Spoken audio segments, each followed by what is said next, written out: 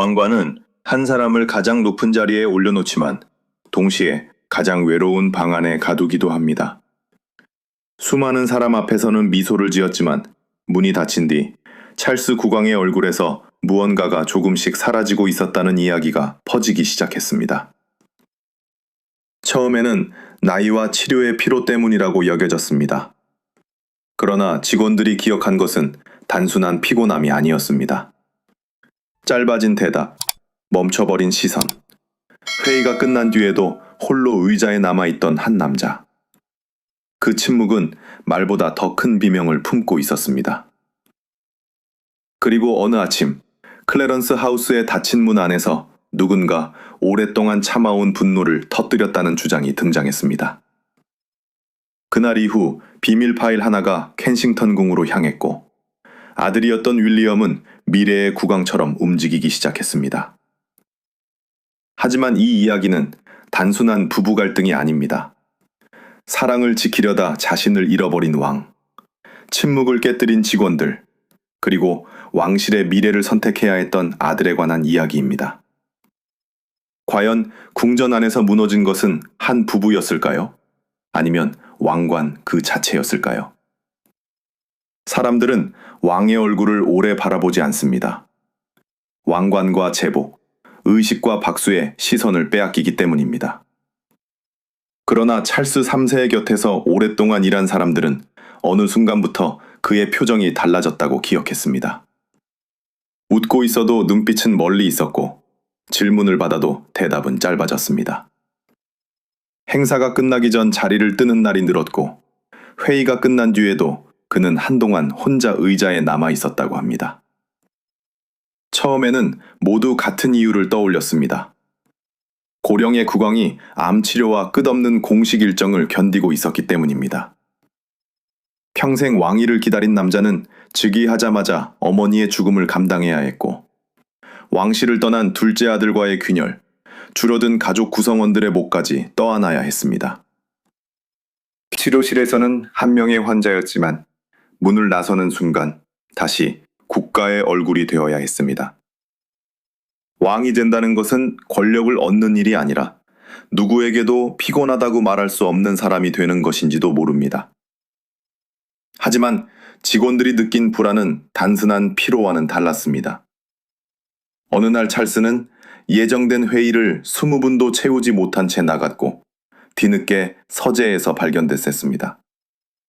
얼굴은 창백했고 손에는 읽지 않은 서류가 들려 있었습니다. 누군가 조심스럽게 괜찮으냐고 묻자 그는 고개만 끄덕였습니다. 왕의 침묵은 언제나 품위로 해석되지만 때로 침묵은 무너진 사람이 마지막으로 지키는 벽이기도 합니다. 더 이상한 것은 그가 혼자 있을 때보다 카밀라가 방에 들어온 뒤 더 긴장해 보였다는 증언이었습니다. 찰스는 그녀의 표정을 먼저 살핀 뒤 말을 골랐고 회의 순서를 바꾸거나 이미 내린 결정을 다시 설명하곤 했다고 합니다. 누군가는 그것을 배려라 했고 누군가는 두려움이라 불렀습니다. 같은 행동도 사랑 안에서는 양보가 되지만 반복되는 순간에는 복종처럼 보일 수 있습니다. 카밀라는 공식 석상에서 늘 그의 옆을 지켰습니다. 긴 세월, 비난을 견디며 마침내 왕비의 자리에 오른 그녀는 대중 앞에서 찰스의 가장 오래된 동반자로 보였습니다. 그래서 두 사람 사이에 균열이 있다는 이야기는 쉽게 믿기 어려웠습니다. 세상의 반대를 견딘 사랑이라면 궁전의 차가운 복도쯤은 함께 건널 수 있을 것처럼 보였기 때문입니다. 그러나 가까이 있던 이들은 다른 장면을 기억했다고 주장했습니다. 조지 왕자나 캐서린의 일정이 언급될 때마다 공기가 달라졌고 찰스가 윌리엄의 의견을 받아들이는 순간 카밀라의 표정이 굳었다는 것입니다. 사소한 변화였지만 반복될수록 사람들은 그것을 우연이라 부르기 어려워졌습니다. 찰스는 누구에게도 불평하지 않았습니다. 오히려 상황을 부드럽게 만들기 위해 자신이 먼저 물러섰고 불편한 대화가 시작되면 화제를 돌렸습니다. 사랑을 지키기 위해 양보한 것인지 갈등을 두려워해 자신을 지운 것인지는 아무도 알 수 없었습니다. 다만 한 보좌관은 훗날 이렇게 말했다고 합니다. 그분은 점점 왕처럼 보였지만 이상하게도 한 인간으로서는 작아지고 있었습니다. 그리고 2025년 5월의 어느 아침, 클래런스 하우스에서 열린 평범한 일정 회의가 모든 의심의 방향을 바꾸었다는 주장이 등장했습니다. 닫힌 문 안에서 높아진 한 사람의 목소리, 고개를 들지 못한 국왕, 그리고 회의가 끝난 뒤 비밀리에 복사된 문서 한 장. 그날 무너진 것이 찰스의 인내였는지, 수십 년의 사랑이었는지 아직 아무도 알지 못했습니다. 2025년 5월 3일 아침, 클래런스 하우스의 회의실은 평소와 다르지 않았다고 합니다. 책상 위에는 일정표와 행사 자료가 가지런히 놓여 있었고, 찰스 국왕과 카밀라 왕비, 몇몇 고위 참모들은 다가올 공식 일정을 조율하고 있었습니다. 누구도 그날의 회의가 왕실 안에서 오래 숨겨진 균열을 드러내는 순간이 되리라고 예상하지 못했습니다. 오전 10시 30분쯤 한 참모가 윌리엄과 캐서린의 일정에 대해 설명하던 순간 카밀라가 갑자기 말을 끊었다는 주장이 나왔습니다. 그녀는 자리에서 일어나 찰스를 향해 왜 늘 아들의 편만 드느냐고 따졌고 결정을 내릴 용기도 없이 주변의 눈치만 본다고 몰아붙였다고 합니다. 방 안에 있던 사람들은 그 말이 단순한 짜증이 아니라 오랫동안 눌러온 분노가 한꺼번에 터져나온 것처럼 들렸다고 회상했습니다. 더 충격적인 것은 찰스의 반응이었습니다. 그는 왕비의 말을 막지도 자신의 입장을 설명하지도 않았습니다.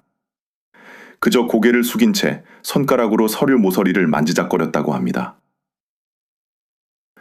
왕관을 쓴 사람에게 세상이 기대하는 것은 언제나 단호함이지만 그날 회의실에 앉아있던 찰스는 군주보다 공격받는 한 남자에 가까워 보였다는 것입니다.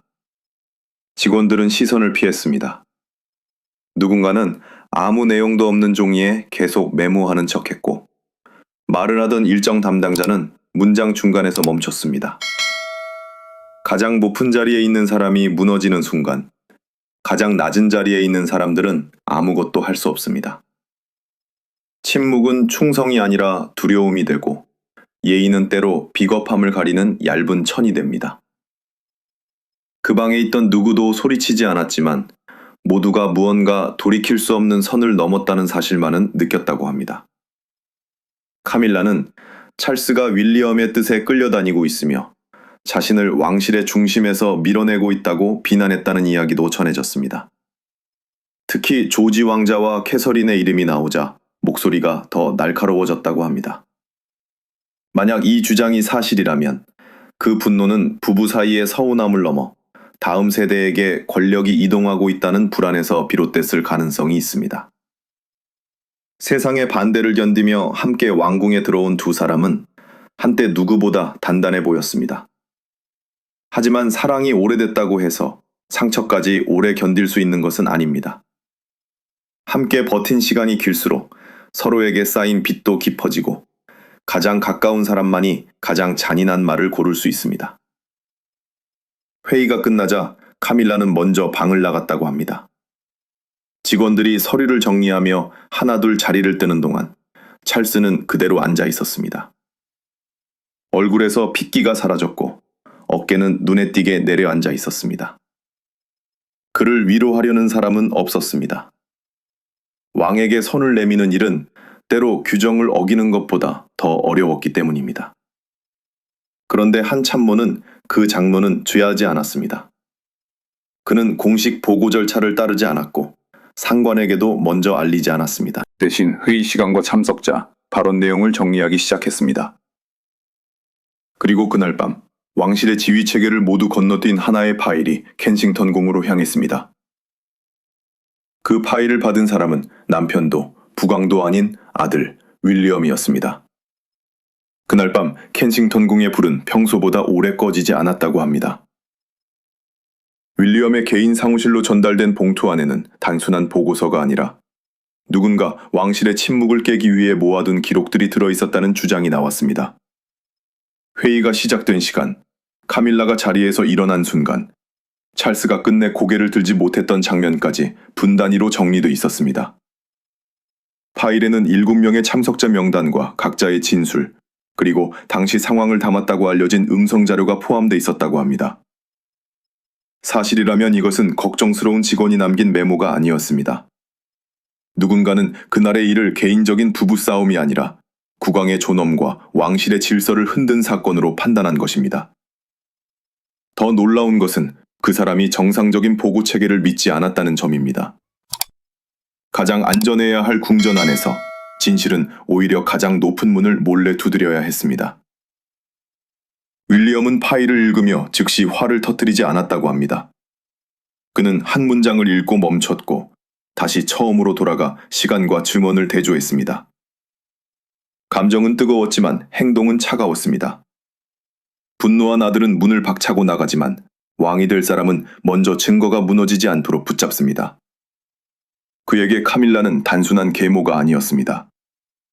어린 시절 부모의 갈등이 신문 일면을 채우고 다이애나의 상처가 전 세계의 구경거리가 되는 모습을 지켜본 윌리엄에게 그녀의 이름은 오래된 기억과 연결돼 있었습니다. 그러나 그는 공개적으로 예의를 지켜왔습니다. 따뜻해서가 아니라 왕실이 또다시 가족의 전쟁터가 되는 것을 막기 위해서였습니다. 평화를 지키는 침묵은 고귀해 보이지만 너무 오래 지속되면 잘못을 보호하는 방패가 되기도 합니다. 그날 밤 윌리엄이 가장 오래 바라본 것은 모욕적인 발언보다 아버지의 반응을 기록한 부분이었다고 합니다.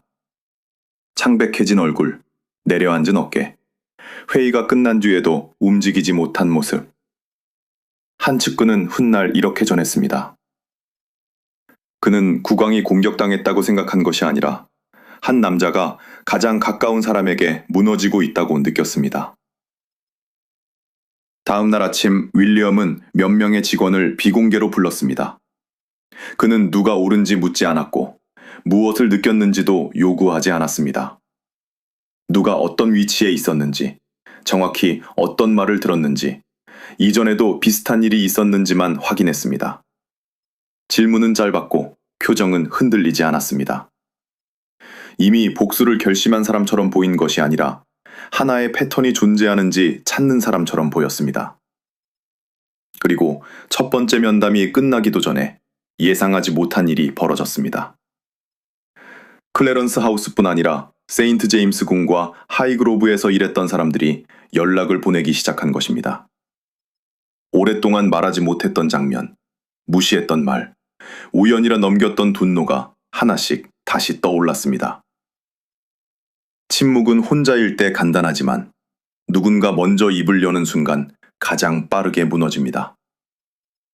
윌리엄의 책상 위에 놓인 파일은 사건의 결론이 아니라 문을 여는 열쇠였습니다. 그리고 그 문 뒤에는 한 번의 폭언보다 훨씬 오래되고 깊은 이야기가 기다리고 있었습니다. 첫 번째 파일이 도착한 뒤 궁전 안의 공기는 달라졌다고 합니다. 누군가 먼저 입을 열었다는 사실만으로도 오랫동안 고개를 숙이고 있던 사람들이 조금씩 용기를 냈습니다. 클래런스 하우스와 세인트 제임스 궁, 하이그로브에서 일했던 직원 6명이 각자의 기억을 정리해 윌리엄의 측근에게 전달했다는 주장이 이어졌습니다. 처음에는 작은 불만처럼 보였습니다. 일정이 윌리엄과 캐서린에게 집중될 때마다 카밀라가 계획을 다시 검토하라고 지시했고 자신의 이름이 행사 제목에서 뒤로 밀리면 담당자를 따로 불러 세웠다는 이야기였습니다. 하지만 비슷한 장면이 서로 다른 장소와 다른 해에 반복됐다는 점이 사람들을 놀라게 했습니다. 우연은 한 번이면 설명이 되지만 계속되면 성격이 되고 권력과 결합하면 공포가 됩니다. 한 전직 행사 담당자는 카밀라가 모든 관심의 중심에 서지 못하면 방의 온도가 달라졌다고 회상했습니다. 누군가 의견을 내면 그녀는 즉시 반박하지 않았지만 며칠 뒤 그 사람은 중요한 회의에서 빠지거나 업무가 다른 부서로 넘어갔다고 합니다. 직접 명령한 흔적은 없었지만 사람들은 어느 순간부터 그녀가 싫어할 만한 말을 스스로 삼키기 시작했습니다. 권력은 명령할 때보다 아무 말도 하지 않아도 모두가 눈치를 볼 때 더 무섭습니다. 또 다른 직원은 대관식 준비 과정에서 찰스가 잠시 자리를 비운 사이 카밀라가 사람들은 누가 진짜 중심인지 잊고 있다는 취지의 말을 했다고 주장했습니다. 다른 증언에서는 윌리엄의 계획이 채택되자 서류를 세게 내려놓고 회의를 중단시켰다는 이야기도 나왔습니다. 각각의 장면만 보면 피로와 긴장 속에서 나온 실수처럼 보일 수 있었습니다. 그러나 기록을 시간순으로 놓자 하나의 그림이 만들어졌습니다. 관심이 자신에게서 멀어질 때마다 분노가 커지고 찰스가 아들의 손을 들어줄 때마다 국왕을 향한 태도가 차가워졌다는 것입니다. 그렇다고 카밀라를 단순한 악인으로만 그릴 수는 없었습니다. 대중 앞에 그녀는 독서와 문해력 향상, 가정폭력 피해자 지원에 오랫동안 힘써온 인물이었습니다. 많은 사람에게 그녀는 늦게 왕실에 들어왔지만 꾸준히 자신의 자리를 만든 왕비였습니다. 바로 그 때문에 의혹은 더 불편했습니다. 타인의 상처를 위로해 온 사람이 가장 가까운 사람의 상처는 보지 못했다는 말이 사실이라면 그것은 위선보다 더 깊은 비극이기 때문입니다. 윌리엄은 증언을 읽을수록 더 조용해졌다고 합니다. 그는 누군가의 감정을 믿기보다 날짜와 장소, 참석자와 표현을 반복해서 대조했습니다. 6사람의 이야기는 세부에서 조금씩 갈랐지만 한 가지는 같았습니다. 찰스는 갈등이 시작될 때마다 카밀라를 막기보다 자신이 먼저 물러섰다는 것입니다. 왕관을 쓴 사람조차 집안에서는 자신을 지키지 못할 수 있습니다. 사랑을 잃을까 두려워 침묵하면 어느 순간 사랑이 아니라 두려움만 남습니다. 그러나 직원들의 기록만으로 왕실의 운명을 바꿀 수는 없었습니다. 윌리엄에게 필요한 마지막 증언은 단 하나였습니다. 아버지 자신의 입에서 나오는 진실이었습니다. 며칠 뒤 찰스는 공식 일정에도 없던 아침 식사를 제안했습니다. 장소는 하이그로브의 작은 선룸. 오래전 그가 어린 윌리엄에게 책을 읽어주던 방이었습니다. 이제 그곳에서 왕은 아들을 부른 것이 아니라 무너져가는 한 아버지가 자신을 구해줄 유일한 사람을 기다리고 있었습니다. 며칠 뒤 찰스는 공식 일정표 어디에도 적히지 않은 아침 식사를 제안했다고 합니다. 장소는 하이그로브의 작은 선룸이었습니다. 오래전 그가 어린 윌리엄에게 책을 읽어주고 세상에서 가장 안전한 아버지인 척했던 방이었습니다. 하지만 그날 창가에 앉아있던 사람은 국왕이 아니라 너무 오래 버틴 한 남자였습니다. 윌리엄이 방에 들어섰을 때 찰스는 이미 차를 앞에 두고 있었지만 거의 손대지 못한 상태였다고 합니다. 두 사람 사이에는 처음부터 무거운 침묵이 흘렀습니다. 궁전에서는 침묵도 예법이지만 가족 사이의 침묵은 종종 말할 수 없는 상처의 모양이 됩니다. 찰스는 쉽게 본론을 꺼내지 못했습니다. 그는 건강과 일정, 최근의 피로를 이야기하며 시간을 돌렸습니다. 그러나 결국 목소리를 낮춘 채 카밀라가 다른 사람들 앞에서는 다정하지만 문이 닫히면 전혀 다른 사람이 된다고 털어놓았다는 주장이 나왔습니다. 특히 윌리엄과 캐서린, 조지의 이야기가 나오면 분노가 커졌고 자신이 아들의 의견에 동의할 때마다 모욕적인 말이 돌아왔다고 했습니다. 가장 고통스러운 고백은 그 다음이었다고 합니다. 찰스는 오랫동안 카밀라를 지키기 위해 자신이 계속 변해왔다고 말했습니다. 목소리를 낮추고 결정을 미루고 갈등이 생기면 먼저 사과했습니다. 그는 사랑을 잃지 않으려 했지만 어느 순간 사랑보다 두려움을 더 많이 관리하고 있었다는 사실을 깨달았다고 합니다. 그녀를 잃고 싶지 않았다. 그런데 어느새 내가 먼저 사라지고 있었다. 그 말이 사실이라면 왕관의 무게보다 더 무거웠던 것은 가장 가까운 사람에게서 인정받고 싶은 마음이었을 것입니다. 세상을 향해 명령할 수 있는 사람도 단 한 사람의 냉대 앞에서는 작아질 수 있습니다. 권력은 군중을 움직이지만 사랑은 한 사람을 무너뜨리기도 합니다. 윌리엄은 곧바로 대답하지 않았다고 합니다. 그는 아버지를 바라본 채 오랫동안 침묵했습니다. 어린 시절 부모의 결혼이 무너지는 모습을 전 세계와 함께 지켜봐야 했던 기억이 다시 떠올랐을지도 모릅니다. 이제 그는 또 한 번 가족의 균열 앞에 서 있었지만 이번에는 아무것도 할 수 없는 소년이 아니었습니다. 그 시기에 윌리엄 역시 지쳐 있었습니다. 캐서린은 암치료와 회복을 거치며 조심스럽게 공식 활동으로 돌아가고 있었고 새 자녀의 일상도 지켜야 했습니다. 아버지의 건강, 아내의 회복, 왕실의 미래가 동시에 그의 어깨에 놓여 있었습니다. 그러나 바로 그렇기 때문에 그는 더 이상 침묵할 수 없었다고 합니다. 윌리엄은 자리에서 일어나 아버지 곁으로 다가가 어깨에 손을 올렸습니다. 그리고 낮지만 단호한 목소리로 더는 이런 방식으로 살아갈 필요가 없다고 말했다고 합니다. 찰스는 한동안 창밖만 바라보다가 마침내 아들에게 행동해도 좋다는 뜻을 내비쳤습니다. 그것은 명령이 아니라 더는 혼자 견딜 수 없다는 마지막 구조 신호에 가까웠습니다. 그 순간 아버지는 아들에게 도움을 청했고 아들은 미래의 부강으로 일어섰습니다. 다음 날 아침 윌리엄의 사무실에는 비공개 회의 소집 지시가 내려갔습니다. 그가 준비한 것은 가족 간의 화해가 아니라 왕실의 권력 지도를 바꿀 수 있는 결정이었습니다. 하이그로브의 아침이 끝난 지 하루도 지나지 않아 윌리엄의 사무실은 조용히 움직이기 시작했다고 합니다. 공개 일정은 바뀌지 않았고 궁전 밖에서는 아무 일도 없는 것처럼 보였습니다. 그러나 내부에서는 참석자 명단이 다시 작성되고 오래된 보고서와 직원 진술이 한 곳으로 모였습니다. 왕실의 권력은 큰 소리로 이동하지 않습니다.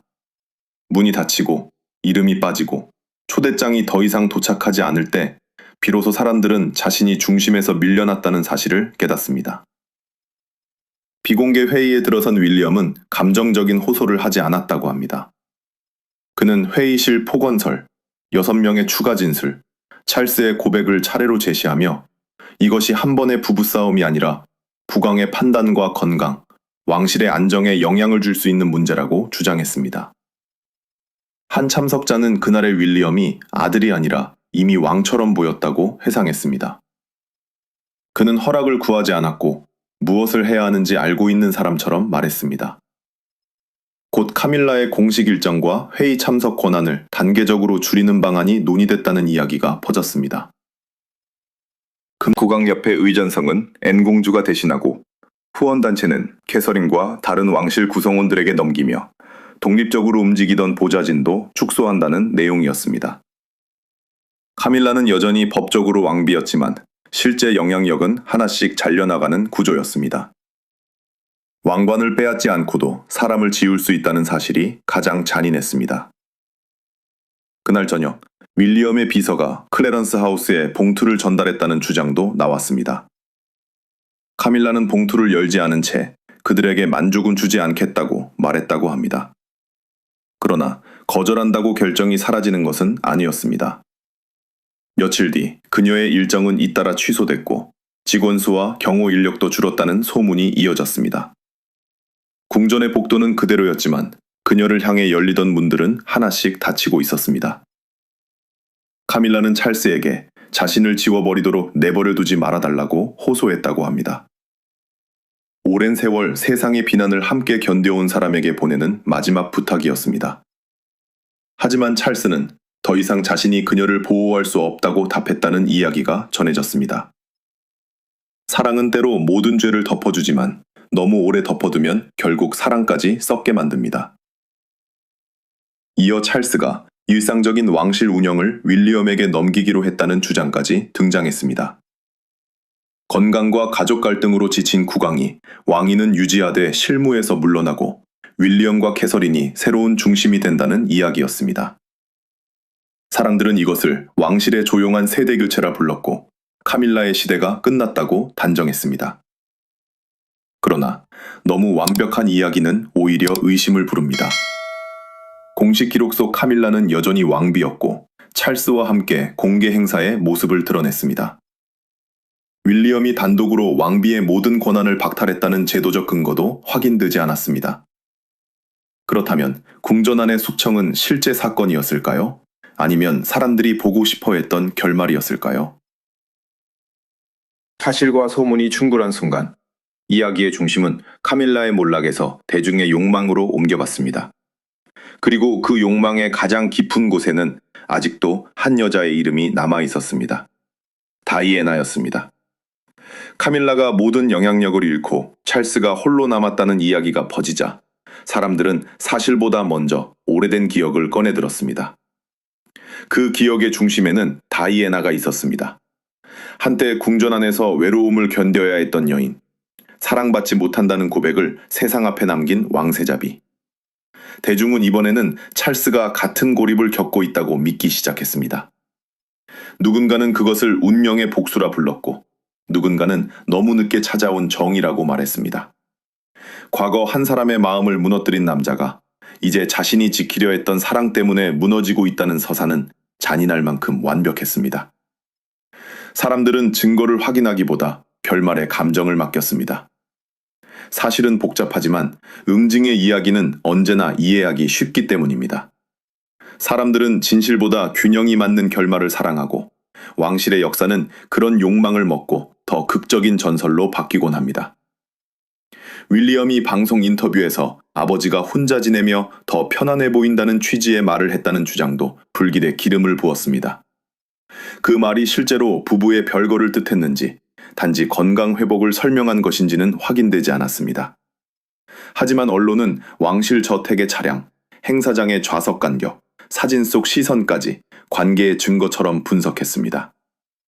궁전의 문이 닫힐수록 상상은 더 크게 자랐습니다.